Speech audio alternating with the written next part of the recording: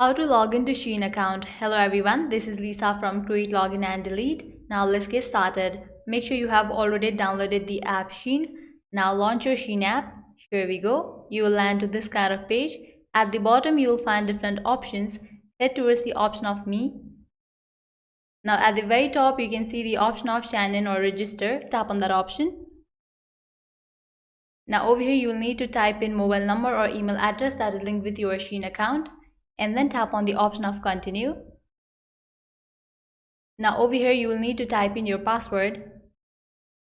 In the case you have forgotten your password, you can click on this option of forget your password to recover it.